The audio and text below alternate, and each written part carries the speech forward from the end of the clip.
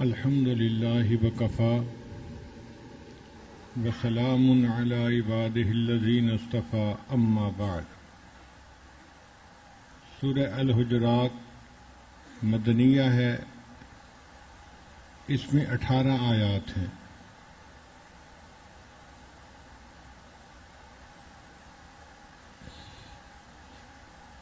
اس کا شان نزول یہ کہ جب بنو تمیم کا قبیلہ آیا تو ظہر کا وقت تھا اور اللہ کے محبوب صلی اللہ علیہ وسلم قیلولہ فرما رہے تھے، تو ان کے چند لوگوں نے حجرات کے باہر کھڑے ہو کر آوازیں دینی شروع کر دی، یا محمد اخرج الینا۔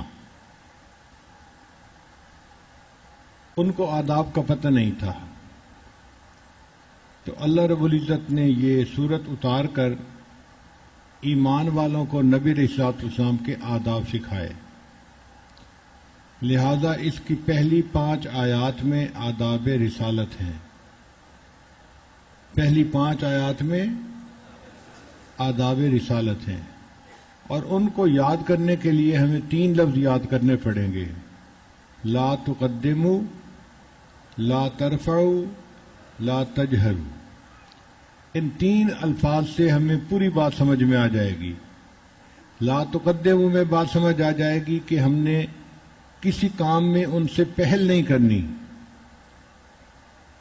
ظاہر میں چلنے پھرنے میں بھی پہل نہیں کرنی، اگر چلنا ہوگا تو پیچھے چلیں گے، آگے نہیں چل سکتے۔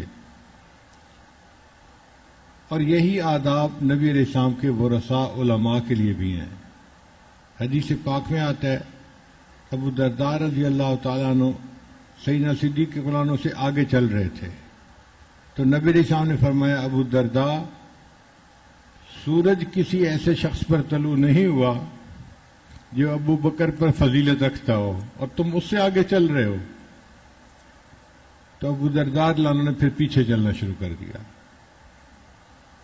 تو تقدم میں ظاہری تقدم بھی ہے، جیسے مقتدی امام سے پہلے رکوع نہیں کر سکتا، امام سے پہلے سجدے میں نہیں جا سکتا، امام سے پہلے سلام نہیں پھیر سکتا، کر ہی نہیں سکتا۔ اگر تقدم کرے گا نماز ٹوٹ جائے گی۔ اسی طرح ہماری پوری زندگی کے امام اللہ کے پیارے محبوب صلی اللہ علیہ وسلم ہیں، ہم کسی بھی معاملے میں ان سے آگے نہیں بڑھ سکتے۔ چنانچہ ہر معاملے میں ہمیں سنت پہ عمل کرنا چاہیے، بدعات سے بچنا چاہیے، اور اپنی ذاتی جو رائے ہوتی ہے اور خواہش ہوتی ہے اس کو روکنا چاہیے۔ تو لا تقدموا نے بہت سارے مسائل ہماری زندگی کے کھول دیے۔ لا ترفعوا کا معنی یہ تھا کہ بھئی ظاہرہ بات کرتے ہوئے بھی اونچی آواز سے بات نہ کرو۔ لوگ تڑخ کے بات کر لیتے ہیں نا ذرا ایک دوسرے کے ساتھ، یہ تڑخ کے بات کرنا بھی بدتمیزی کے زمرے میں آتا ہے۔ تم ان کے ساتھ ادب سے بات کرو، جیسے کوئی ماتحت اپنے افسر سے کرتا ہے، بیٹا اپنے باپ سے کرتا ہے، یا چھوٹا کسی بڑے کے ساتھ کرتا ہے۔ یہ آداب ہونے چاہیے۔ یہ نہیں کہ تم ان کے سامنے بات کر رہے ہو تو تمہارا والیوم اسی طرح کا ہو، اونچا نہیں ہو سکتا۔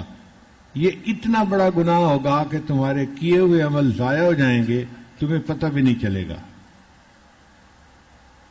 عمل کیوں ضائع ہوں گے؟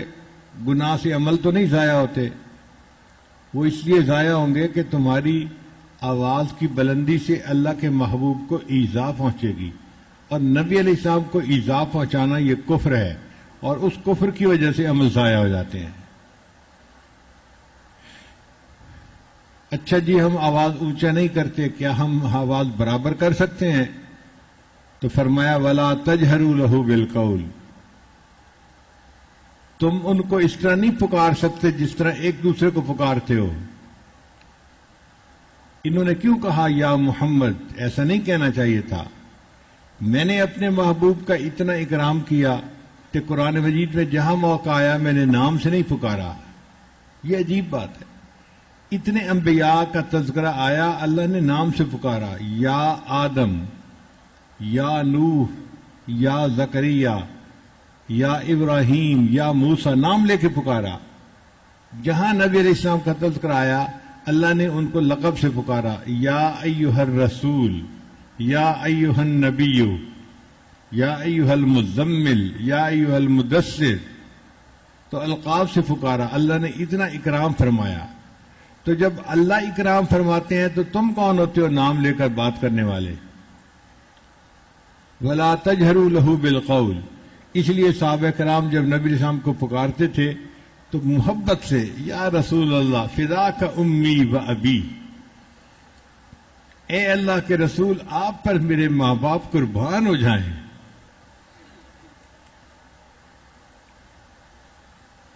تو ان تین الفاظ نے ہمیں نبی علیہ السلام کا ادب بھی سکھا دیا، آپ کی سنت کا ادب بھی سکھا دیا، اور آپ کی محبت بھی سکھا دی کہ بات کرتے ہوئے تمہارے دلوں میں محبت جو ہے نا وہ جوش مار رہی ہو. زبان پہ نام آئے تو تمہارا منہ مٹھاس کو محسوس کر رہا ہو. زبان پہ بار خدایا یہ کس کا نام آیا کہ میرے نطق نے بوسے میری زبان کے لیے. ویسے بھی محمد لفظ ایسا ہے کہ اس کو لیتے ہوئے دو دفعہ ہونٹ ملتے ہیں، ایک دوسرے کا بوسہ لیتے ہیں.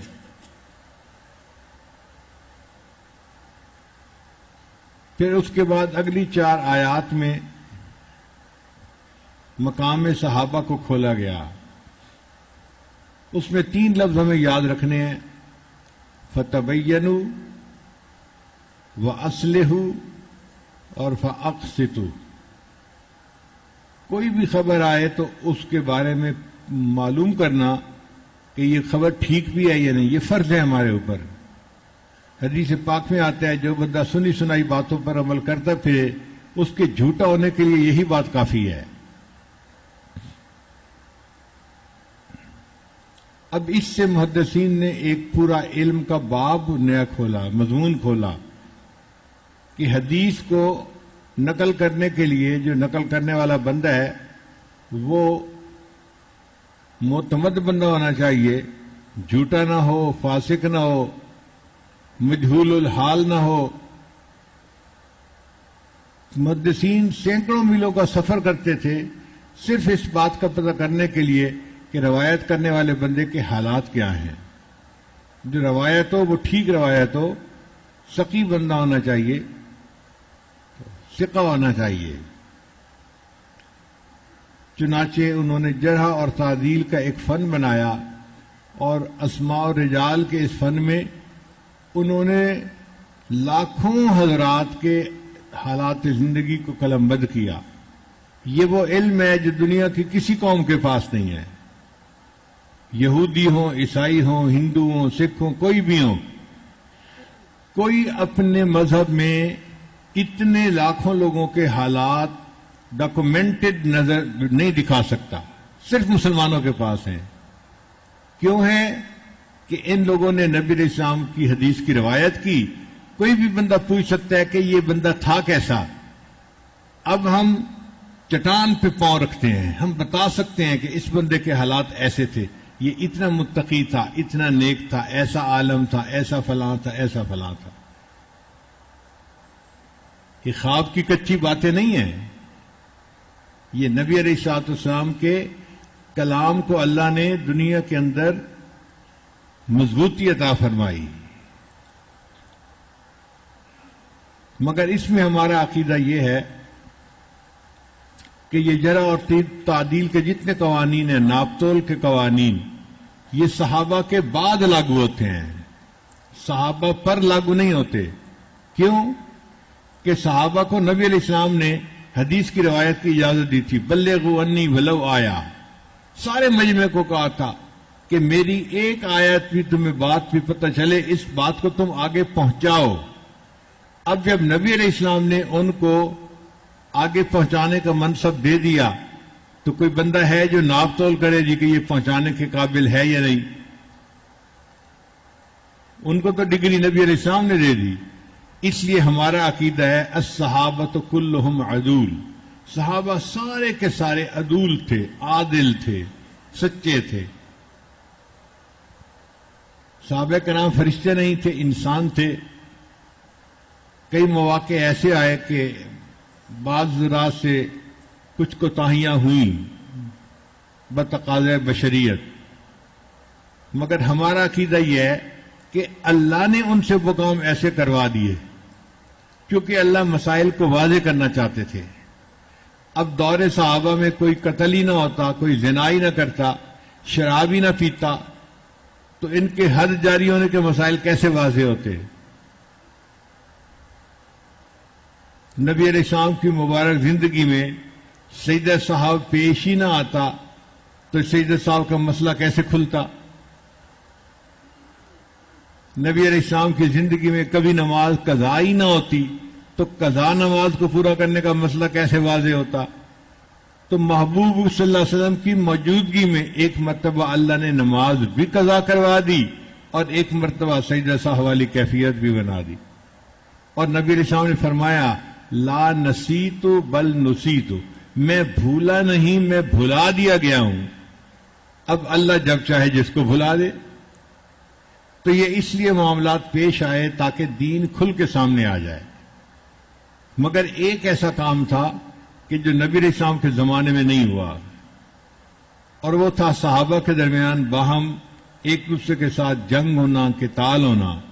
اگر خدا نخواستہ یہ ہو جاتا تو کافرین ساری عمر نبی علیہ السلام پر بہتان لگاتے، کیا مربی بن کے دنیا میں آئے تھے، اپنے شاگردی نہیں سنبھلے، ان کی آنکھوں کے سامنے ایک دوسرے کے ساتھ قتال ہوتا رہا.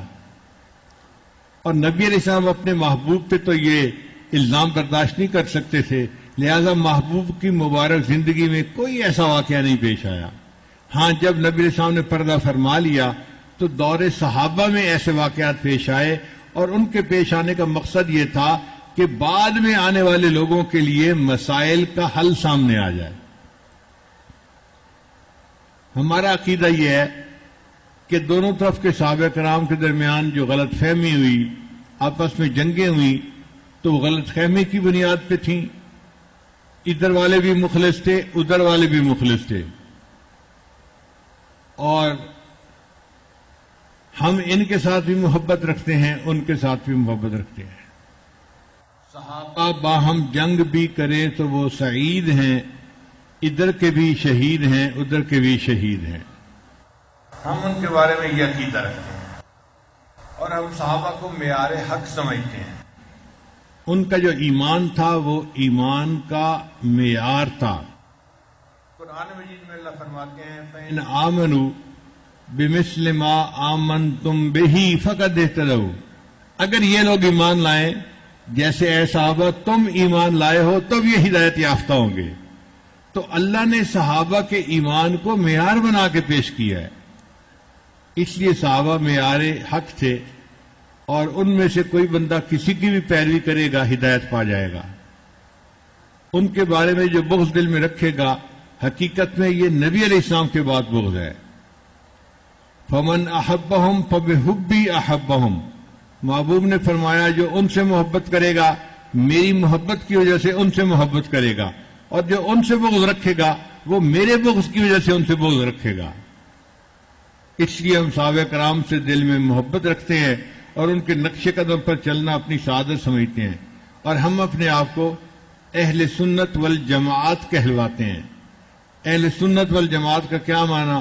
کہ جو نبی علیہ السلام کی سنت ہے ہم اس کی پیروی کرتے ہیں، یا جماعت صحابہ سے جو عمل منقول ہے ہم اسی کے اوپر چلنے کو تیار ہیں. تو اہل سنت والجماعت، سنت کی پیروی کرنے والے اور جماعت صحابہ کی اقتداء کرنے والے لوگ ہیں ہم الحمدللہ. اور اس کی دلیل حدیث پاک میں ہے. نبی علیہ السلام نے فرمایا ایک وقت آئے گا کہ میری امت کے 73 حصے بن جائیں گے، اور ان میں سے صرف ایک طبقہ ہوگا جو ہدایت پر ہوگا، باقی سب گمراہ ہوں گے. تو صحابی نے پوچھا اے اللہ کے حبیب صلی اللہ علیہ وسلم وہ جو ایک طبقہ ہدایت پر ہوگا وہ کون ہوں گے؟ نبی علیہ السلام نے فرمایا ما انا علیہ واصحابی، جس طریقے پر میں ہوں اور میرے صحابہ ہیں، جو ان پر چلنے والے ہوں گے وہ حق پہ ہوں گے، باقی گمراہ لوگ ہوں گے. اب ہم جو اپنے آپ کو کہتے ہیں کہ ہم اہل سنت والجماعت ہیں، تو ما انا علیہ یہ اہل سنت ہو گئے، وہ اصحابی اور یہ جماعت ہو گئے.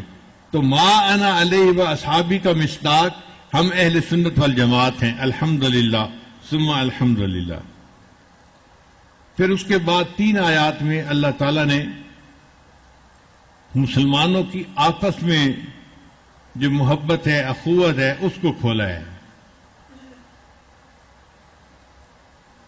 چنانچہ فرمایا انما المؤمنون اخوۃ، مسلمان آپس میں بھائی بھائی ہیں.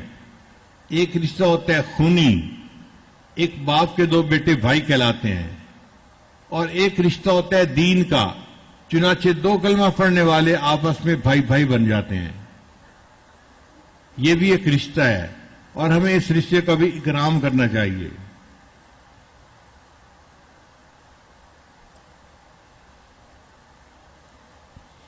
اب ہمارے گھروں کے اندر امن کیسے رہے؟ کیونکہ مومن جو ہے نا وہ امن والا ہوتا ہے. مومن کا لفظ جو ہے نا اس کا مطلب ہوتا ہے امن والا. اس سے سب کو امن ہوتی ہے.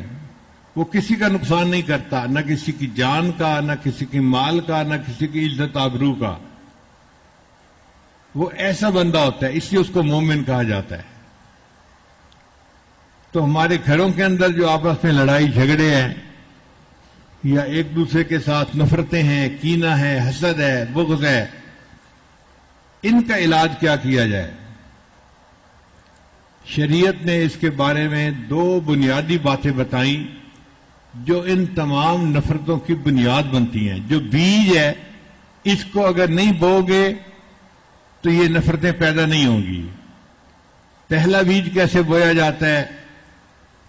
شریعت نے کہا کہ لا یسخر قوم من قوم، یہ جو آپس میں ہنسی مذاق کرتے ہو نا، یہ ہنسی مذاق خوش طبعی ہے، لطائف ایک دوسرے کو سنانے ہیں تو جائز ہے. اور اگر ایک دوسرے کا مذاق اڑانا ہے اور دوسرے کو ہیوملیٹ کرنا ہے اور اس کی جو سیلف ریسپیکٹ ہے اس کو مجروح کرنا ہے تو یہ حرام ہے، اس کو منع کیا گیا. اور ہم نے اکثر دیکھا ہے کہ جب بندہ مذاق کرنے پہ آتا ہے تو وہ پھر لمٹ میں نہیں رہتا، وہ پھر ایسی بات کرتا ہے کہ دوسرے کو زیادہ ہرٹ کر دی ہو. پھر ان کو ناموں سے بھی پکارتا ہے، کسی کا نام کچھ رکھ دیا، کسی کا نام کچھ رکھ دیا. شریعت نے کہا لا یسخر، پھر آگے فرمایا لا تلمزوا انفسکم، اور تیسرا فرمایا ولا تنابزوا بالالقاب. تو 3 الفاظ میں یہ پوری لائن جو تھی کھول دی گئی.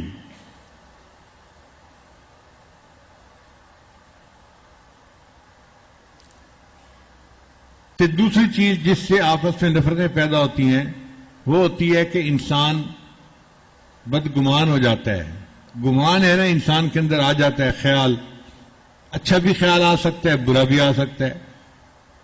اب جس کے بارے میں دوستی ہوتی ہے تو اس کے بارے میں اچھا گمان آتا ہے، اور جس سے محبت کم ہوتی ہے اس کے بارے میں الٹا گمان پہلے آتا ہے. تو شریعت نے کہا کہ تم بدگمانی سے بچو اور اچھا گمان رکھنے کی کوشش کرو. ظن المؤمنین خیرا، ایمان والوں کے بارے میں ہمیشہ اچھا گمان رکھو. ہر بات کی کوئی نہ کوئی اچھی توجہ نکل سکتی ہے، تم اچھی توجہ نکال لو اور اپنے آپ کو مطمئن کر لو. کیوں شیطان کو موقع دیتے ہو تمہیں کسی کے خلاف دل میں کینہ ڈالنے کا؟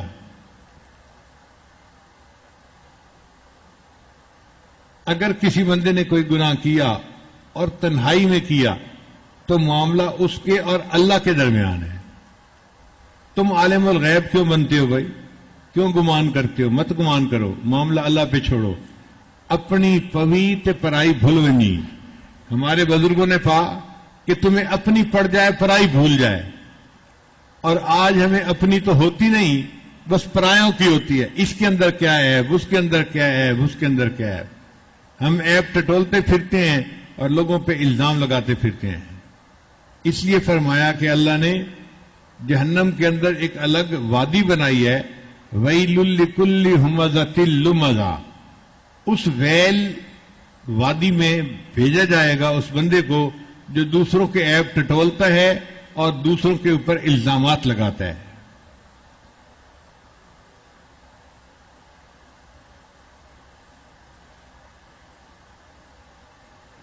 شریعت نے بہت خوبصورت اصول بتایا اگر تمہارے بارے میں کسی کے بارے میں بدگمانی آتی ہے تو اس کا سب سے آسان طریقہ ہے کہ تم اسی بندے سے بات کرو. بھئی آپ کے اس عمل سے میرے دل میں یہ خیال آ رہا ہے، آپ ذرا اس کو واضح کر دیں. اگر تو اس نے غلطی نہیں کی، غلطی محسوس ہوئی ہے تو وہ کھول دے گا، اور اگر غلطی کی ہے تو اس کو تنبیہ ہو جائے گی، وہ باز آ جائے گا، مسئلہ ختم ہو گیا. نپ دی ایول ان دی بڈ، شروع میں ہی اس غلطی کو بند کر دو. اب ہوتا کیا ہے، اگر کسی کی غلطی سامنے آئے تو اس سے تو بات کرتے نہیں، اور باقی ساری دنیا میں بات دی. اور جی میں نے تو ایک کو بتایا تھا، اور ایک نے دوسرے کو بتایا تھا، اور دوسرے نے تھرڈ کو بتایا، اور تھرڈ نے ورلڈ کو بتایا. وہ ٹاک آف دی ٹاؤن بنی ہوتی ہے بات. شریعت کہتی ہے تم نے کیوں ایک کو بتایا؟ آسان طریقہ، تم بات کرنی ہے تو اسی بندے سے بات کرو جی کہ یہ بات ایسے ہوئی اور میرے دل میں یہ باتیں اس بارے میں آ رہی ہیں، آپ اس کو کلیئر کر دیں. آسان طریقہ، بات اسی وقت ہی کلیئر ہو جائے گی، نہ بدگمانی آئے گی، نہ کسی کی ذلت ہوگی. اپنے مسلمان بھائی کو ذلت سے بچانا یہ بہت بڑا ایک عمل ہے نیکی کا. ہر بندے کو حکمت تو آتی نہیں، تو معاملے کو ہینڈل تو کر نہیں سکتے، اس لیے شیطان کے ہاتھوں کھیلنے لگ جاتے ہیں. ہمارے حضرت مرشد عالم رحمۃ اللہ کے سامنے ایک مرتبہ بات آئی کہ فلاں کلاس کے جو یہ دو لڑکے ہیں نا، ان کے درمیان کچھ آپس میں ناجائز تعلقات کا شبہ ہے. حضرت کو یہ بات کسی نے بتائی، حضرت نے سن کے خاموشی اختیار کر لی. پھر اگلے دن حضرت نے جب کلاسوں کا ٹائم تھا نا تو معائنہ کیا اپنے پورے مدرسے کا، مختلف کلاسز میں گئے. جب اس کلاس میں گئے جس میں وہ دو لڑکے پڑھتے تھے تو حضرت نے استاد سے پوچھا آپ کے بچوں کی منزل کیسی ہے؟ ان کا جی بہت اچھی ہے، بچہ اچھا محنت کرتے ہیں، پڑھتے ہیں. حضرت نے فرمایا پھر کچھ بچوں کا سبق میں بھی سنوں؟ حضرت سن لیجئے. حضرت نے ایسے کلاس کی طرف دیکھا، تم بھی میرے پاس آ جانا، تم بھی آ جانا، تم بھی آ جانا، تم بھی. 5 لڑکوں کے نام لیے، ان میں وہ 2 لڑکے بھی تھے. اب استاد کو بھی پتہ نہیں کہ کس کو بلایا جا رہا ہے، کلاس کے لڑکوں کو بھی پتہ نہیں کس کو بلایا جا رہا ہے. اب وہ 5 لڑکے ایک ایک کر کے حضرت کے پاس سبق سنانے آئے. جب وہ 2 لڑکے آئے تو حضرت نے ان دونوں سے بات بھی کر لی کہ تمہارے آپس میں ایسے تعلقات ہیں اور لوگوں کو شبہ ہے اور تم باز رہو اور یہ گناہ ہے اور ہماری تمہارے پر نظر ہے. وہ گھبرا گئے، ڈر گئے. وعدہ کیا کہ حضرت آج کے بعد آپس میں کوئی گناہ کا کام نہیں ہوگا. سارے مدرسے والے سمجھتے رہے حضرت نے کلاس کا امتحان لیا، اور حقیقت میں کلاس کا امتحان لینے کے ضمن میں حضرت نے ان بچوں کی اصلاح بھی کر دی تھی. اور اس اصلاح کا نہ لڑکوں کو پتہ چلا نہ استاد کو پتہ چلا. اصلاح یہ ہوتی ہے جو اہل اللہ کرتے ہیں حکمت کے ساتھ.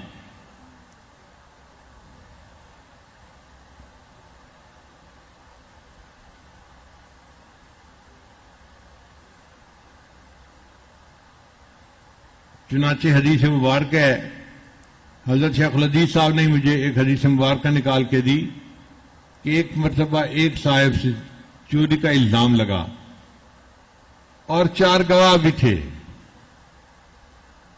تو جب 4 گواہ بھی پیش ہو گئے تو نبی علیہ السلام نے ان کے ہاتھ کاٹنے کا حکم دے دیا، حد جاری فرما دی. اب جب حد جاری ہو گئی تو نبی علیہ السلام کا چہرہ جو تھا نا وہ بہت زیادہ سیریس ہو گیا، جیسے اداس ہوتا ہے. چہرے سے پتہ چل جاتا ہے نا خوشی ہے یا اداسی ہے. تو نبی علیہ السلام کے چہرے کے اوپر اداسی آ گئی.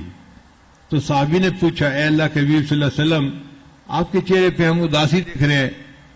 تو نبی علیہ السلام نے فرمایا میرے چہرے پہ اداسی کیوں نہ ہو، میرے سامنے میرے ایک امتی کا ہاتھ کاٹا گیا ہے.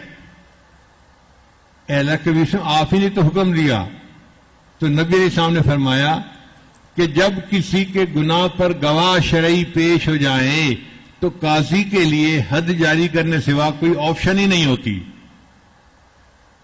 لا تکونوا آوانا للشیطان علی اخیکم، تمہیں چاہیے تھا کہ تم اپنے بھائی کے معاملے میں شیطان کے معاون نہ بنتے. کیوں گواہیاں دی تھی؟ نہ دیتے، چپ رہتے، تمہارا بھائی سزا سے بچ جاتا. اب دیکھیے ایک گناہ ہے جو حدود میں ہے اور اس کے شرعی گواہ بھی موجود ہیں اور حد بھی لگ چکی ہے، مگر محبوب کی تمنا یہ تھی کہ یہ لوگ گواہی نہ دیتے اور اس بندے کا ہاتھ نہ کٹتا، اس کو ذلت نہ ہوتی. لا تکونوا آوانا للشیطان علی اخیکم، تم اپنے بھائی کے معاملے میں اس کے دوست شیطان کے دوست کیوں بنے؟ تم نے شیطان کا کام آسان کر دیا ایک مسلمان بھائی کو بے عزت کر کے. تو اگر کسی کا کوئی چھپا ہوا معاملہ ہے تو اس کو چھپا رہنے دو، اور اللہ تعالی ہی کا معاملہ ہے. اللہ توفیق دے گا تو وہ توبہ کر لے گا، نہیں توبہ کرے گا تو عذاب بھگتے گا. وہ جانے، اس کا رب جانے. ہمیں معاملے کو ہاتھ میں لینے کی کیا ضرورت ہے؟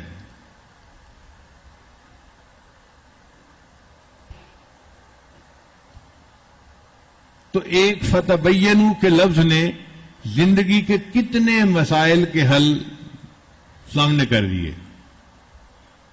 پھر ہماری کوشش یہ ہونی چاہیے کہ اگر کوئی نزاع ہو بھی گیا ہے دو بندوں میں تو اب ان کی صلح ہو جائے، آپس میں مل جائیں، اس کو بھی سمجھائیں اس کو بھی سمجھائیں. فَأَصْلِحُوا بَيْنَ أَخَوَيْكُمْ، ہیں تو دونوں بھائی نا، لڑ پڑے ہیں، اب ان کو آپس میں صلح کروا دو، اس لیے کہ وَالصُّلْحُ خیر، صلح میں خیر ہوتی ہے.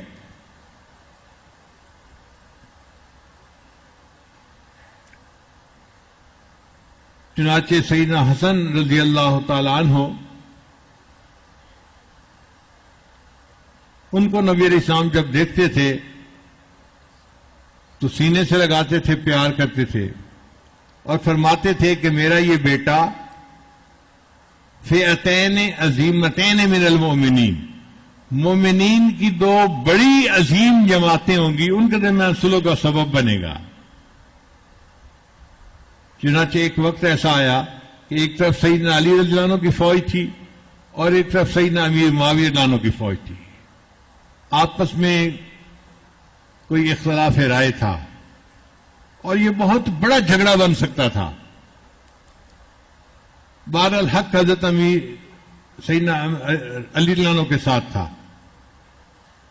پھر جب سیدنا علی رضی اللہ عنہ کی شہادت ہوئی تو ان کے بعد ان کے بڑے بیٹے حضرت حسن رضی اللہ عنہ کو پرپوز کیا گیا کہ جی حضرت علی رضی اللہ عنہ کے بعد حضرت حسن رضی اللہ عنہ معاملے کو سنبھالیں. تو سیدنا حسن رضی اللہ تعالیٰ عنہ نے امیر معاویہ رضی اللہ عنہ کے ہاتھوں پر بیعت کر لی. خلافت جو تھی وہ امیر معاویہ رضی اللہ عنہ کو خود حوالے کر دی. تو وہ صلح کا سبب بن گئے دو عظیم گروہوں کے درمیان. اس لیے سیدنا امیر معاویہ رضی اللہ عنہ کی خلافت کے اوپر کوئی بندہ انگلی نہیں اٹھا سکتا. جب حضرت حسن رضی اللہ عنہ نے خود بیعت کر لی تو اب کون ہے ان پر اعتراض کرنے والا؟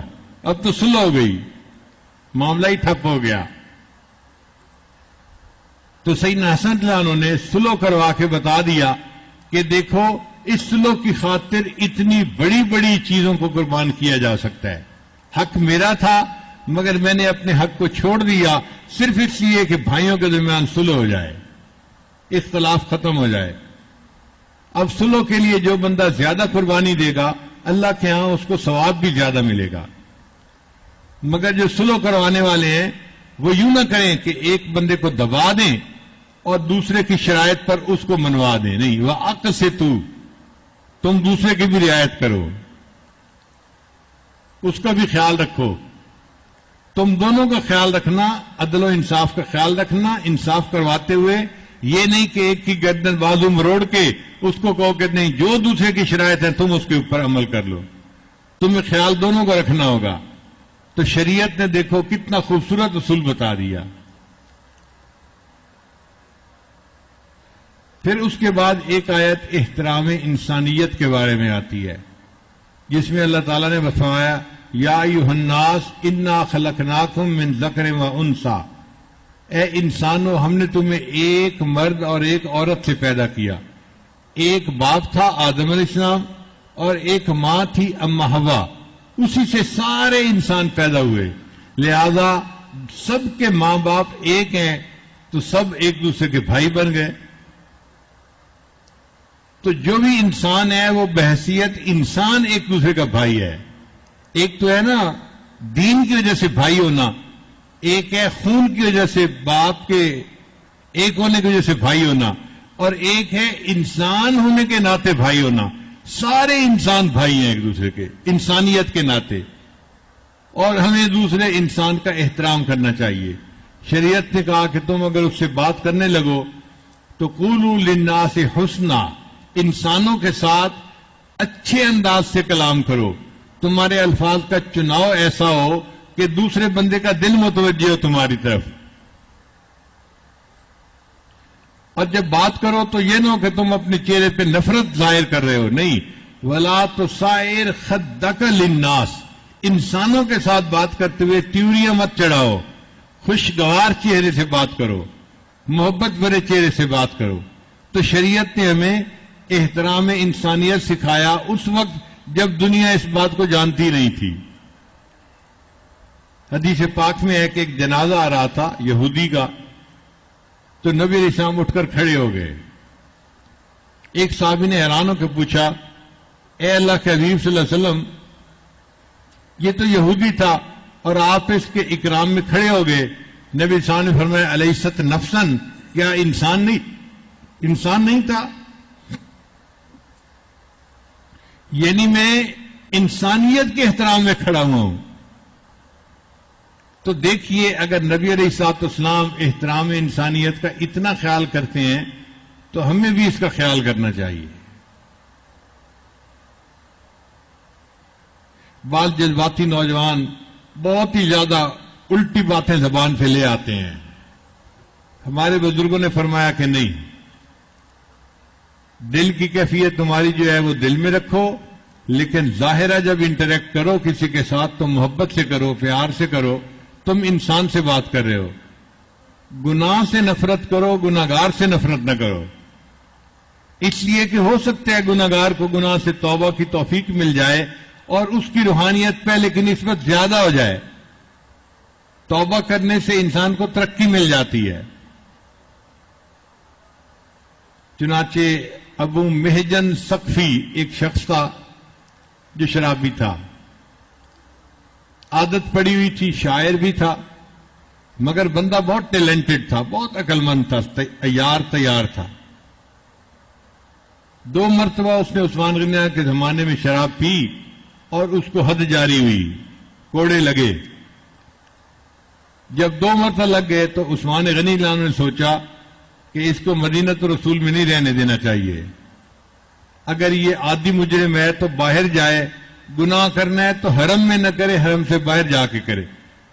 چنانچہ شام کی طرف ایک قافلہ جا رہا تھا سعد ابن ابی وقاص لانوں کا, تو انہوں نے اس قافلے کے ساتھ اس کو بھیج دیا, مگر امیر لشکر کو بتا بھی دیا کہ یہ بندہ عادی ہے, شرابی ہے, اس کا نظر رکھنا.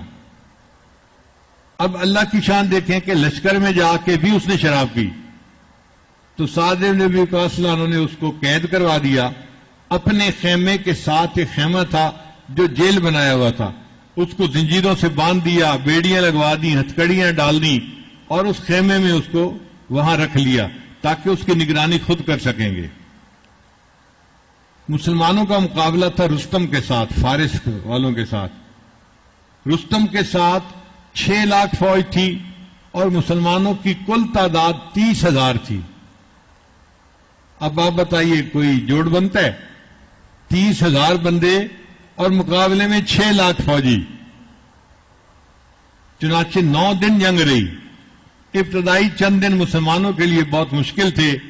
ایک مسلمان جہاں لڑنے والا ہوتا تھا اس کو 10 کافروں نے گھیرا ہوا ہوتا تھا. اب جب 10 کافروں نے گھیرا ہوا ہے تو ایک بندہ کیسے لڑے اور کتنا لڑے؟ چنانچہ مسلمان تھک جاتے اور پھر کافر جو ہیں وہ مسلمانوں کو مارتے. تو آہستہ آہستہ یہ خبر پھیلنی شروع ہو گئی کہ جی مسلمانوں کو شکست ہو رہی ہے.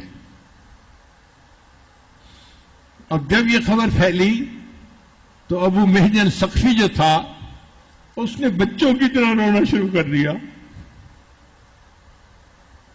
اونچا اونچا رونا شروع کر دیا۔ تو سعد بن ابی وقاص کی بیوی کا نام تھا سلمہ رضی اللہ تعالیٰ عنہ، صحابیہ تھیں۔ انہوں نے پوچھا کہ یہ کون ہے، آواز بڑے مرد کی ہے اور بچوں کی طرح وہ رو رہا ہے۔ انہیں بتایا گیا کہ قیدی یہ رو رہا ہے۔ انہوں نے ایک بندے کو بھیجا کہ جاؤ قیدی سے پوچھو کہ اس کو تکلیف کیا ہے۔ اس نے آ کے پوچھا تو اس نے ابو محجن نے بتایا مجھے یہ خبر ملی ہے کہ مسلمان شکست کھا رہے ہیں، میری اس جوانی کا کیا فائدہ؟ مجھے اللہ نے اتنا صحت مند جسم دیا ہے، مجھ سے یہ بات برداشت نہیں ہوتی، اسلام کو شکست دو اور میں زندہ ہوں۔ میری مجبوری یہ ہے کہ میرے ہاتھ میں ہتکڑی ہیں، پاؤں میں بیڑی ہیں، میں باہر نکل نہیں سکتا، مجھے اپنی زندگی پہ افسوس ہو رہا ہے اور میں اس لیے رو رہا ہوں۔ تو انہوں نے پوچھوایا کہ اس کا حل کیا ہے؟ تو ابو محجن نے کہا کہ اس کا حل یہ ہے کہ مجھے آپ آزاد کر دیں، ایک گھوڑا دے دیں اور ایک تلوار دے دیں، پھر میں جانوں اور یہ کفار جانے۔ ان کا مگر تو شرابی آدمی ہے، تجھ پہ اعتماد کیسے کیا جا سکتا ہے؟ اس نے کہا میں اپنی عادت کی وجہ سے پی بیٹھا، مگر میرے دل میں اللہ اور اس کے رسول کی محبت ہے اور اس وقت وہ محبت غالب آئی ہوئی ہے۔ تم اعتماد کرو اور میں اللہ کو اپنا وکیل بناتا ہوں۔ اگر میں شہید ہو گیا تو قصہ سمٹ جائے گا، ختم، اور اگر میں زندہ رہا تو میں خود واپس آؤں گا اور آپ کے یہ ہتھکڑیاں اپنے ہاتھوں میں خود پہن لوں گا۔ چنانچہ سلمہ رضی اللہ تعالیٰ نے اس کو آزاد کر دیا اور سعد بن ابی وقاص کا گھوڑا بھی اس کو دے دیا۔ وہ گھوڑا ایسا تھا کہ بہت ہمت والا، طاقت والا تھا، عام آدمی اس کے اوپر سواری بھی نہیں کر سکتا تھا، اتنا تیز گھوڑا تھا۔ مگر یہ ابو محجن ثقفی اس گھوڑے کے اوپر کل اسد، الحدیث کے الفاظ ہیں کہ جیسے چیتا بیٹھ جائے نا، یہ چیتے کی طرح اس کے پیٹھ کے اوپر سوار ہو کے بیٹھ گیا اور اس نے گھوڑے کو بھگایا اور میدان جنگ میں اس جگہ پہنچا جہاں مسلمانوں کی گھمسان کی لڑائی ہو رہی تھی۔ مسلمان گھیرے میں تھے، کافر غالب آ رہے تھے، وہاں گیا اور وہاں جا کے اس نے قتال کرنا شروع کر دیا اور اللہ اکبر کا نعرہ لگاتا تھا، تلوار چلاتا تھا۔ کافروں کو اس نے مولی گاجر کی طرح کتر دیا، صفوں کی صفیں پلٹ کے رکھ دی۔ اب مسلمانوں نے بڑھنا شروع کر دیا اور کافروں نے پیچھے ہٹنا شروع کر دیا۔ پھر جب ایک حصار ٹوٹتا، یہ دیکھتا کہ اور مسلمان کہاں پہ مغلوب ہو رہے ہیں، یہ وہاں جاتا اور مسلمانوں کو کافروں کے نرغے سے نکالتا۔ اب یہ نوجوان جو تھا نا، یہ سارے لوگوں کے لیے ایک عجیب شخصیت بن گیا تھا کہ یہ کون ہے جو اتنا بہادر ہے، اس کا مقابلہ کوئی کر نہیں سکتا، موت سے اس کو ذرا ڈر نہیں، جہاں زیادہ دشمن ہے یہ وہاں کود پڑتا ہے اور دشمنوں کے ساتھ قتال کرتا ہے اور مسلمانوں کی تقویت کا سبب بنتا ہے۔ سعد بن ابی وقاص پیچھے بیٹھے ہوئے تھے دور، اور وہ لڑائی خود اپنی آنکھوں سے دیکھ رہے تھے، وہ بھی بڑے حیران تھے۔ اس مجاہد نے اپنے چہرے کو کپڑے سے چھپایا ہوا تھا، پتہ نہیں چلتا تھا یہ کون ہے۔ تو وہ بڑے حیران تھے کہ یہ کون ہے جو اتنا بہادر ہے اور ہمت اتنی ہے کہ ہر بندہ اس سے ڈر رہا ہے، گھبرا رہا ہے، اور یہ کافروں کو صفوں کی صفیں الٹ رہا ہے۔ اللہ کی شان دیکھیں کہ اور 2 دن جو جنگ تھی، ان 2 دنوں کے بعد مسلمانوں کو فتح ہوئی اور مسلمانوں کے ہاتھ اللہ نے بہت زیادہ مال غنیمت بھی دیا اور اللہ نے مسلمانوں کو فتح بھی عطا فرما دی۔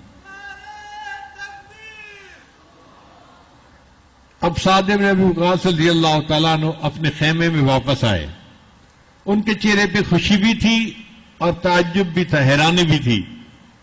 تو بیوی نے پوچھا سلمہ نے کہ آپ خوش بھی ہیں اور بڑے حیران دکھائی دیتے ہیں. فرمان لگے ہاں، خوش اس بات پہ ہوں کہ اللہ نے مسلمانوں کو فتح دے دی، اور حیران اس بات پہ ہوں کہ اللہ نے کوئی فرشتہ بھیجا مسلمانوں کی مدد کے لیے کہ جس نے مسلمانوں کی فتح کو آسان کر دیا. مگر وہ ایسے لگتا تھا کہ جیسے وہ فرشتہ میرے گھوڑے پہ سوار ہے اور اس کے ہاتھ میں میری تلوار ہے.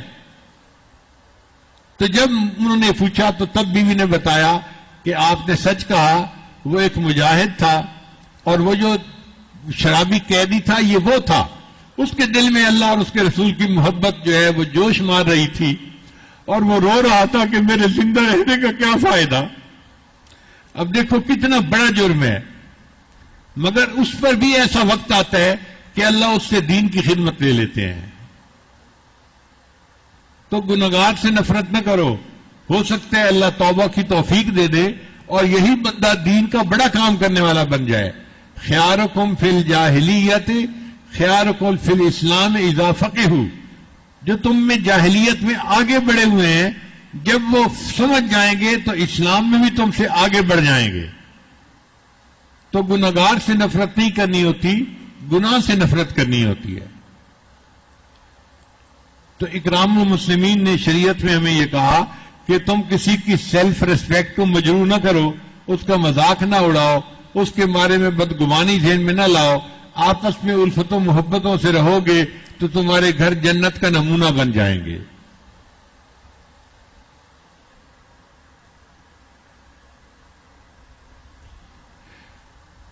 پھر اگلی آیت جس میں احترام انسانیت ہے اس میں بتایا گیا کہ نہ گورے کو کالے پر فضیلت ہے، نہ عربی کو عجمی پر. یہ جو آپس کی برادریاں ہیں، نسب ہیں، یہ صرف پہچان کے لیے ہیں، لتعارفوا، تاکہ آپس میں تعارف ہو جائے. ان اکرمکم عند اللہ اتقاکم. اب اس پورے باب کا نچوڑ اگر یاد کرنا ہے تو یہ 3 لفظ یاد کریں، اکرمکم عند اللہ اتقاکم، کہ اکرم اللہ کے نزدیک عزت والا وہ ہے جو زیادہ متقی ہے. اللہ کے ہاں قرب کا معیار تقویٰ ہے. جو زیادہ متقی ہوگا، اگر وہ حبشی ہے تو بھی اللہ کا مقرب ہوگا، اور اگر کسی بڑی ذات پات کا بندہ ہے لیکن اس کے اعمال ٹھیک نہیں ہے تو وہ اللہ کا مقرب نہیں بن سکتا. اسی لیے قیامت کے دن فلا انصاب بینہم، قیامت کے دن نسب کو نہیں دیکھا جائے گا، انسان کے عملوں کو دیکھا جائے گا.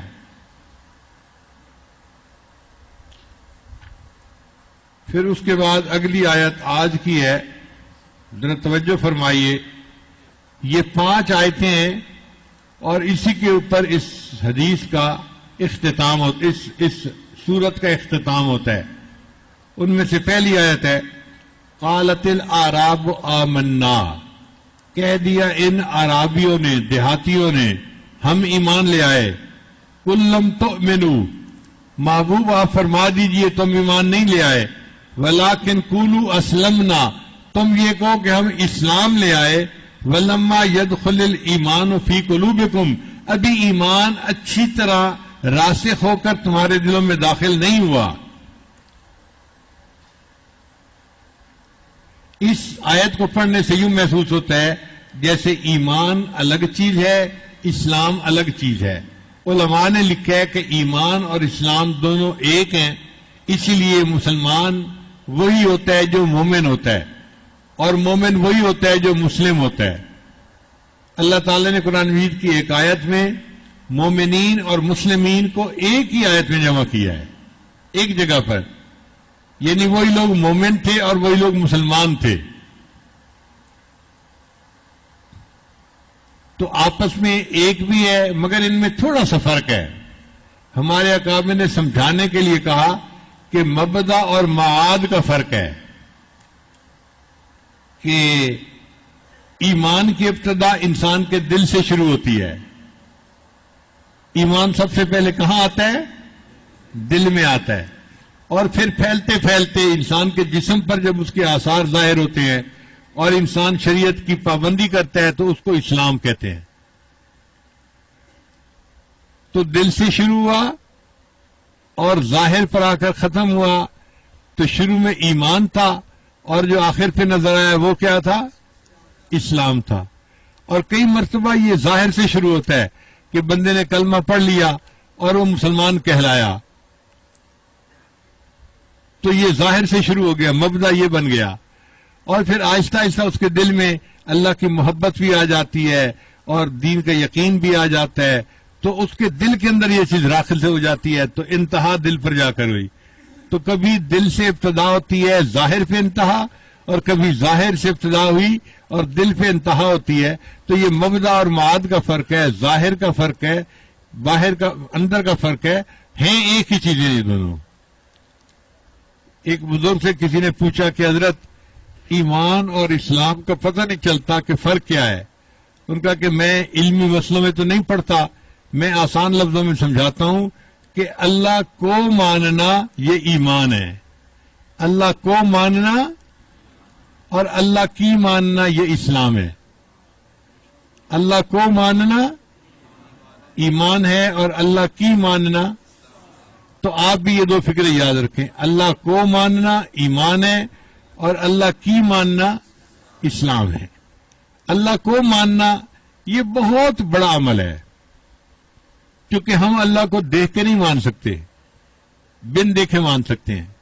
اللہ ہماری آنکھوں سے اوجھل ہے، دور ہے، وہ کوئی ایسی مجسم چیز نہیں ہے کہ جی ہم نے دیکھ لیا یہ اللہ ہے. جس چیز کو ہم دیکھ سکتے ہیں وہ تو محدود ہو گئی، اور اللہ کے لیے تو کوئی حد نہیں ہے. تو اللہ ہمارے سوچ سے، عقل سے، وہم و گمان سے بلند و بالا ہے. اب جب ہے ہی بلند و بالا، اس کا مطلب یہ ہے کہ بن دیکھے ماننے والی بات ہے. تو بن دیکھے کسی چیز کو مان لینا، کسی کے اعتماد پر، اس کو ایمان کہتے ہیں. مثال کے طور پہ آسان طریقے سے سمجھاتا ہوں کہ میں آپ کو کہتا ہوں جی کہ میری جیب میں پین ہے. اب جو لوگ اس بات کو مان لیں گے کہ جی مسجد میں بیٹھے ہیں اور کیوں جھوٹ بولیں گے اس بات کے لیے، سچی بولیں گے، میں مانتا ہوں جی آپ کی جیب میں پین ہے، تو یہ ایمان ہے. کیا ہے؟ ایمان ہے. اور اگر میں جیب میں ہاتھ ڈال دوں اور یہ پین نکال کے آپ لوگوں کو دکھا دوں، اب یہ ایمان نہیں رہا، اب یہ مشاہدہ بن گیا. اب یہ کیا ہے؟ مشاہدہ. ہم آنکھوں سے دیکھ چکے ہیں. تو اب آپ اس کو اگر مانے بھی گئے تو اس کو ایمان نہیں کہا جائے گا، اس کو مشاہدہ کہا جائے گا. تو ایمان اور مشاہدہ ایک دوسرے کی ضد ہیں. جب مشاہدہ ہو گیا تو ایمان کی حد ختم ہو گئی. اسی لیے موت کے وقت جب کوئی بندہ مرنے لگتا ہے نا، اس کو جنت نظر آتی ہے، اس وقت اگر وہ کلمہ پڑھتا ہے تو اس کا کلمہ قبول نہیں ہوتا. فرعون نے موت کو کہا تھا نا، آمنت برب موسیٰ و ہارون، میں موسیٰ اور ہارون کے رب پہ ایمان لے آیا. اس کو جواب دیا گیا آل آن اٹس ٹو لیٹ، اب تو تیری آنکھوں کے سامنے سب کچھ آ گیا، اب تیرا ایمان معتبر نہیں، لہذا کفر کے اوپر اس کو موت آئی. تو ایمان کہتے ہیں بن دیکھے کسی پر اعتماد کرتے ہوئے اس کی بات کو مان لینا. ہم نے اللہ کو بن دیکھے نبی علیہ السلام پر اعتماد کرتے ہوئے اس بات کو مان لیا ہے، اس لیے یہ ہمارا ایمان ہے. بات سمجھ آ گئی؟ ہم نے نبی علیہ السلام پر اعتماد کرتے ہوئے جو وہ اللہ کی طرف سے لے کر آئے شریعت، اس کو تسلیم کر لیا، لہذا اب ہم مومن ہیں. ہمارے پاس جو سب سے قیمتی چیز ہے نا دنیا میں، وہ ہمارا ایمان ہے. عام طور پہ دیکھا ہے کہ انسان مال کو قیمتی سمجھتا ہے، اس کو خرچ کرتے ہوئے گھبراتا ہے، لیکن جب بیمار ہو جاتا ہے نا تو پھر پیسے کا خیال نہیں کرتا. والد صاحب کا ہارٹ کا آپریشن ہے جی 5 لاکھ روپے لگے گا، بیٹا کہتا ہے جی میں نے پوری زندگی میں 5 لاکھ اکٹھا کیا تھا، میں ابو کو آپریشن کرواؤں گا. اب پیسے کو نہیں دیکھتا، اس لیے کہ جان پیسے سے زیادہ قیمتی ہوتی ہے. تو مال سے زیادہ قیمتی ہمارے پاس جان ہے، اور جان سے بھی زیادہ قیمتی ہمارے پاس عزت آبرو ہے. چنانچہ بہت سارے ایسے مواقع آئے کہ مسلمان عورتوں کی عزت کو خطرہ تھا تو انہوں نے کنویں میں چھلانگ لگا دی، اپنی عزت پہ حرف نہیں آنے دیا، جان دے دی، عزت کو بچا لیا.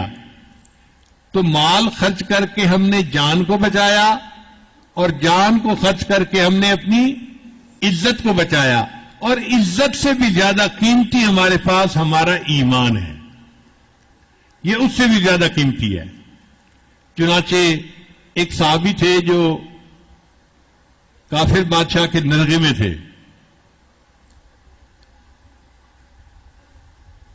تو کافر بادشاہ نے انہیں کہا کہ میں مسلمان بن سکتا ہوں اگر تمہارے خلیفہ امیر المومنین عمر بن خطاب اپنی بیٹی سے میرا نکاح کر دیں۔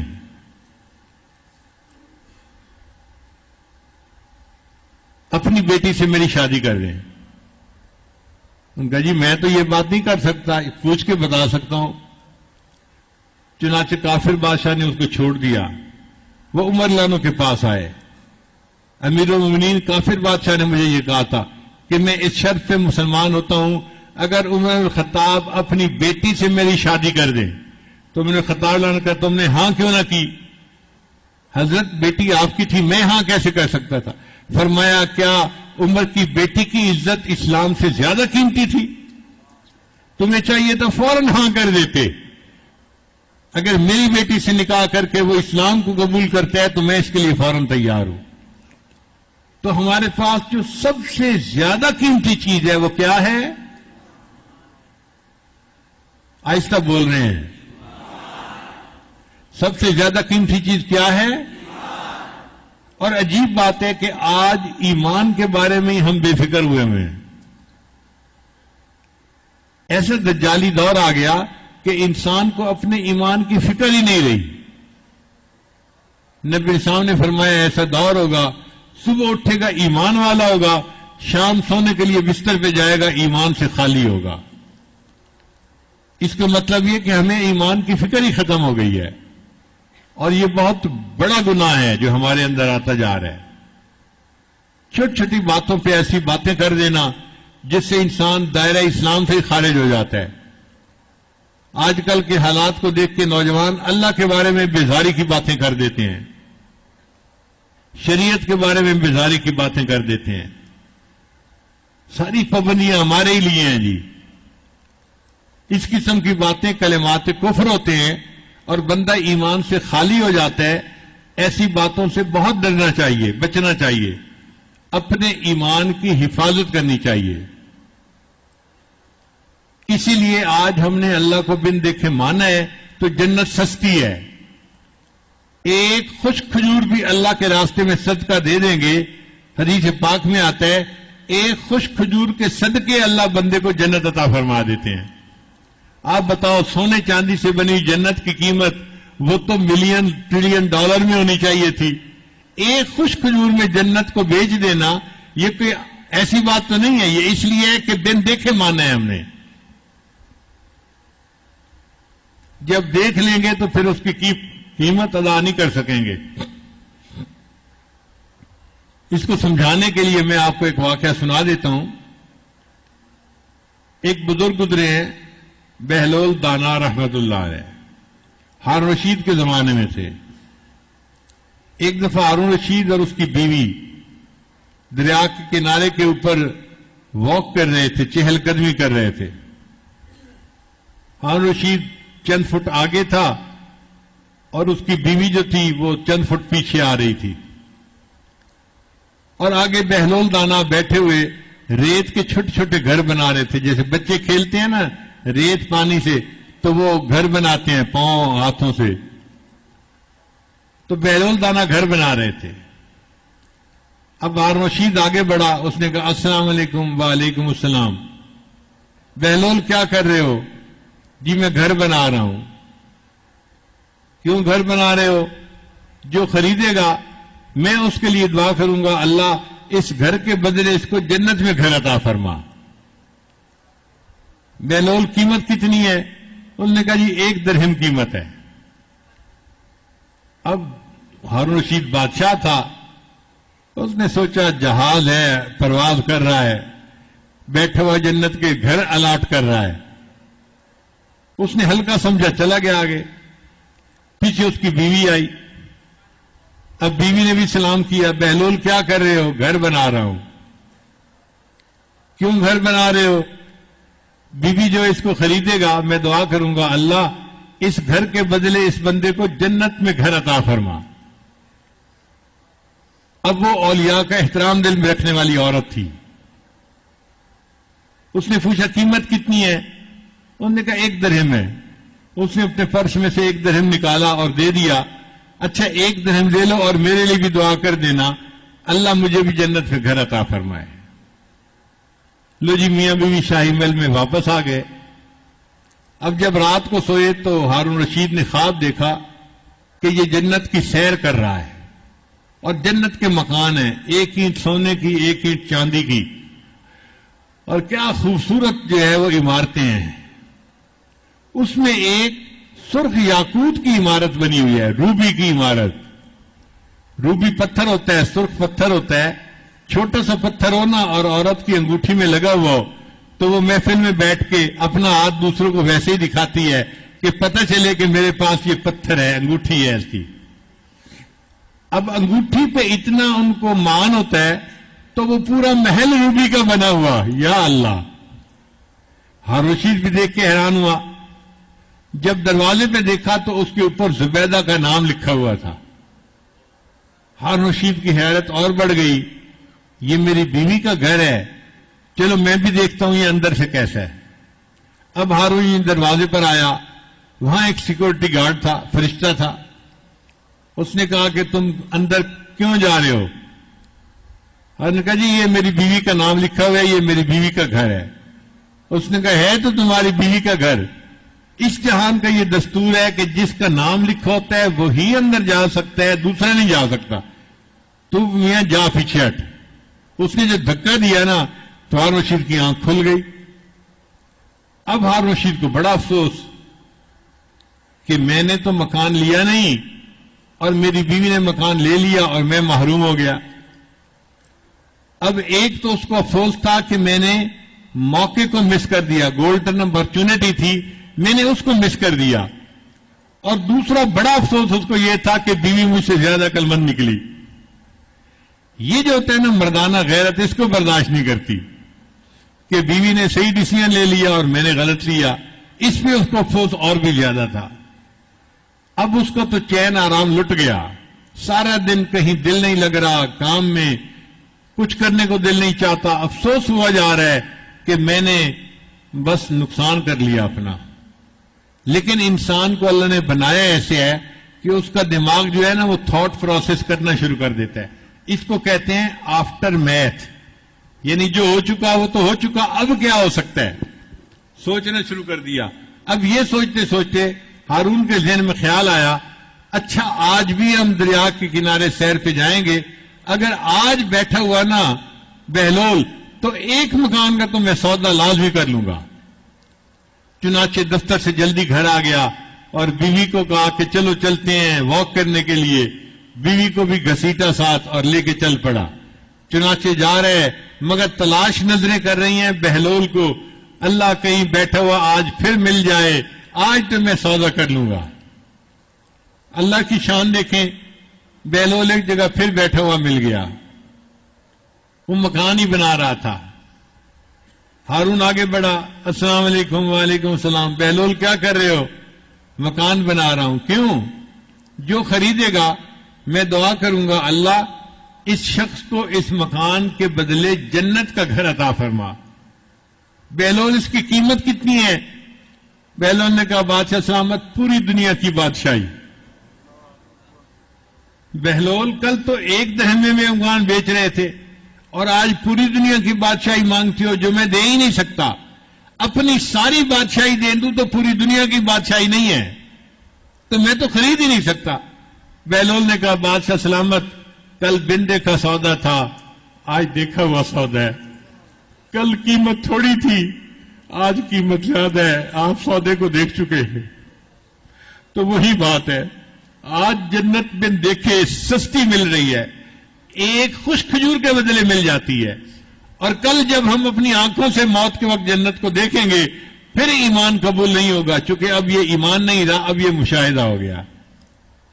اس لیے ہمارے پاس سب سے قیمتی چیز کیا ہے؟ سب سے قیمتی چیز کیا ہے؟ ہم ہر قربانی دینے کو تیار ہیں، لیکن اپنے ایمان پہ ہم کوئی سودا کرنے کے لیے تیار نہیں ہیں۔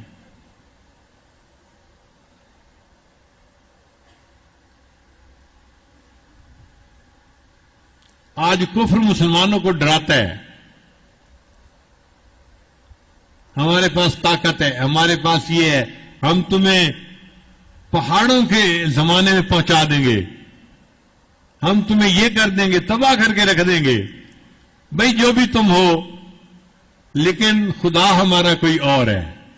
یہ تو پکی بات ہے نا، خدا ہمارا کوئی اور ہے۔ ہم خدا سے ڈرتے ہیں، آپ سے نہیں ڈرتے۔ آپ کہاں سے ٹپک پڑے؟ ہمارا ایمان پکا ہے، نبی اسلام کے ساتھ جو ہمارا رشتہ ہے وہ پکا ہے۔ ہم اس رشتے پہ کوئی جو ہے وہ سودے بازی نہیں کر سکتے۔ ہم ڈر میں آ کے تمہارے پیچھے لگ جائیں، تمہاری باتیں ماننے لگ جائیں، ہم ایسا ہرگز نہیں کر سکتے۔ ہم مسلمان ہیں اور ساری زندگی اسلام کے اوپر ہم جمے رہیں گے اور مسلمان کہلانا اپنے لیے اعزاز سمجھیں گے۔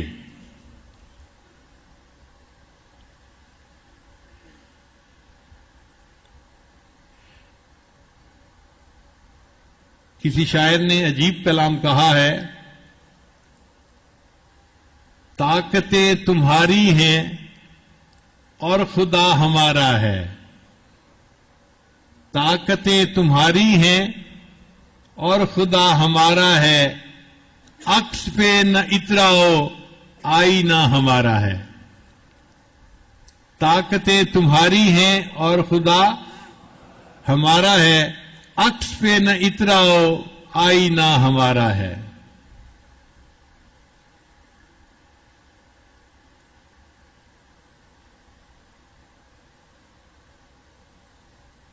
آپ کی غلامی کا حق تو ہم نبھائیں گے۔ آپ کی نبی اسلام کی غلامی کا، آپ کی غلامی کا حق تو ہم نبھائیں گے، عزتوں سے مر جانا فیصلہ ہمارا ہے۔ ہم عزت سے مریں گے مگر دین پر مریں گے، دین کی خاطر، اللہ کی خاطر جان دیں گے۔ ہم موت کے ڈر سے تمہارے مذہب کو قبول نہیں کر سکتے۔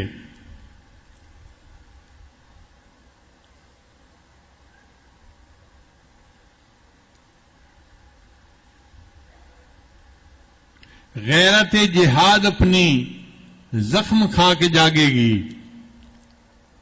غیرت جہاد اپنی زخم کھا کے جاگے گی، پہلا وار تم کرنا دوسرا ہمارا ہے۔ تم اگر وار کرو گے تو ہم جواب دیں گے اس کا۔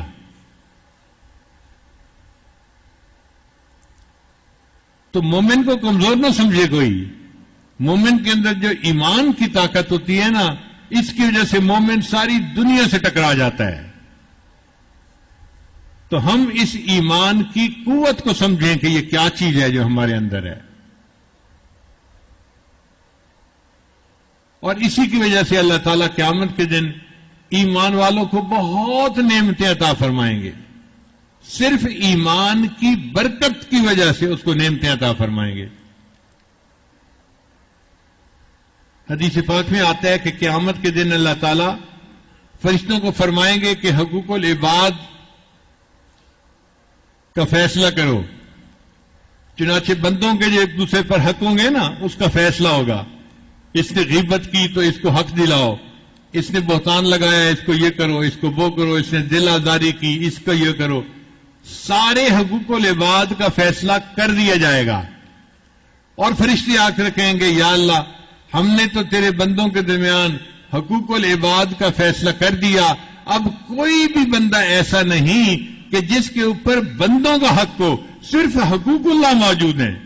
اللہ فرمائیں گے اچھا، جب بندوں کے حق کے فیصلے ہو گئے اور میرا حق باقی رہ گیا تو مجھے اپنا حق لیتے ہوئے حیا آتی ہے۔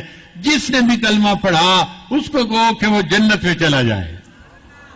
ربما یود الذین کفروا لو کانوا مسلمین۔ ایک وقت ایسا آئے گا کہ کافر لوگ تمنا کریں گے کاش کہ ہم بھی مسلمان ہوتے، ہم نے بھی کلمہ پڑھا ہوتا۔ ایسا بھی وقت آئے گا کہ کلمہ پڑھنے پر اللہ جنت عطا فرما دیں گے. پھر احساس ہوگا یہ کتنی بڑی نعمت تھی کہ ہم نے کلمہ پڑھ کے اپنے آپ کو اللہ کے ہاں رجسٹر کروا لیا تھا. ہماری رجسٹریشن ہو چکی تھی کہ یہ میرا مومن ہے، یہ میرا مسلمان بندہ ہے. یہ بہت بڑی نعمت ہے، اس پہ ہمیں خوشی ہونی چاہیے دل میں. حضرت یوسف علیہ السلام کے زمانے میں قحط پڑا تو یوسف علیہ السلام نے ایک ترتیب بنا دی کہ بھئی جو بھی گندم لینے والا آئے تم پوچھو کہ گھر کے بندے کتنے ہیں، جتنے بندے ہو اتنی بوریاں گندم کی اس کو تم دے دو اور اتنا اس سے قیمت وصول کر لو. اب 24 گھنٹے گندم جو تھی وہ گوڈاؤن سے نکال کے لوگوں میں تقسیم کی جا رہی تھی. ایک لڑکا آیا، اس نے آ کے گندم مانگی. لوگوں نے پوچھا گھر کے بندے کتنے ہیں؟ کہتا ہے جی 10 بندے ہیں. ان کا 10 بوریاں گندم کے پیسے دے دو اور لے جاؤ. اس نے 10 بوری گندم کے پیسے دے دیے. جب 10 بوری گندم مل گئی تو وہ کہنے لگے جی مجھے تو گندم اور زیادہ چاہیے. کہا بھئی نہیں، ہم تو آپ کو نہیں دے سکتے. آپ کو اگر اسپیشل فیور چاہیے نا تو وہ یوسف علیہ السلام بیٹھے ہوئے ہیں، ان کے پاس چلے جاؤ، ان کا اختیار ہے، ان کی جورسڈکشن میں ہے، وہ جس کو جتنا چاہیں دے دیں، وہ صاحب اختیار ہیں. وہ لڑکا حضرت یوسف علیہ السلام کے پاس آیا، حضرت مجھے گندم چاہیے. بھئی گندم ان لوگوں نے نہیں دی، حضرت انہوں نے 10 بوری گندم دی ہے. تو مل تو گئی. حضرت مجھے زیادہ گندم چاہیے. چلو بھئی 10 بوری گندم اور لے لو، 10 کی جگہ 20 لے جاؤ. اس نے کہا جی نہیں جی مجھے 20 سے بھی زیادہ چاہیے. تو یوسف علیہ السلام حیران ہوئے، اور خدا کے بندے لوگوں کو 10 بوری دے رہے ہیں اور تجھے 20 بوری دے رہے ہیں اور ابھی بھی تیرا اطمینان نہیں ہوتا، اور کی تمنا کر رہا ہے. اس نے کہا حضرت اگر آپ کو پتہ چل جائے نا کہ میں کون ہوں تو آپ مجھے بہت زیادہ گندم دیں. حضرت یوسف علیہ السلام حیران ہوئے. اچھا بھائی بتاؤ تم کون ہو؟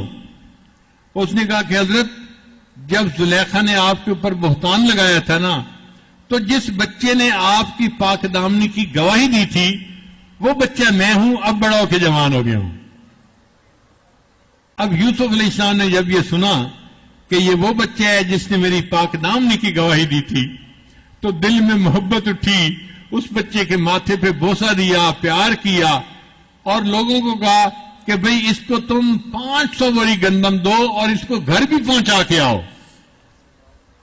500 بوری گندم کوئی پہنچانا آسان تو نہیں نہ ہوتا، اس کو گھر بھی پہنچا کے آؤ. لو جی اس بچے کو 10 بوری ملنی تھی یا 20 بوری ملنی تھی، اب اس کو 500 بوری مل گئی اور 7 شاہی سواریاں بھی مل گئیں اور لوگ بھی مل گئے گھر پہنچانے والے. تو وہ لڑکا بڑی خوشی کے ساتھ روانہ ہو گیا. جب وہ چلا گیا تو اللہ تعالیٰ نے الہام وہی فرمائی، میرے پیارے یوسف علیہ السلام آپ نے اس لڑکے کا بڑا اکرام کیا ہے، بڑی عزت افزائی کی ہے. عرض کیا اللہ یہ وہ لڑکا تھا جس نے میری پاک دامنی کی گواہی دی تھی. جب یہ میرے پاس آیا میرا دل اتنا خوش ہوا کہ دل چاہا جو میں دے سکتا ہوں میں اس کو دے دوں. اللہ نے فرمایا اچھا پھر یوسف علیہ السلام گواہ رہنا، جس نے تمہاری پاک دامنی کی گواہی دی تھی جب تمہارے پاس آیا تم نے اتنا دیا جو تم دے سکتے تھے. میں پروردگار کہتا ہوں جو دنیا میں میری وحدانیت کی گواہی دے گا جب قیامت کے دن میرے پاس آئے گا پھر اس کو میں وہ دوں گا جو میں دے سکتا ہوں. تو اللہ کی وحدانیت کی گواہی دنیا میں دینا کوئی چھوٹی بات نہیں ہے. سب سے بڑی یہ نعمت ہے جو ہمارے پاس ہے اور ہم اس نعمت کی حفاظت کریں گے اس دجالی فتنے کے دور میں. اے اللہ ہمیں ایمان پر سلامت رکھنا اور دنیا سے جاتے ہوئے ایمان کے ساتھ ہمیں موت عطا فرمانا. وآخر دعوانا ان الحمد للہ رب العالمین.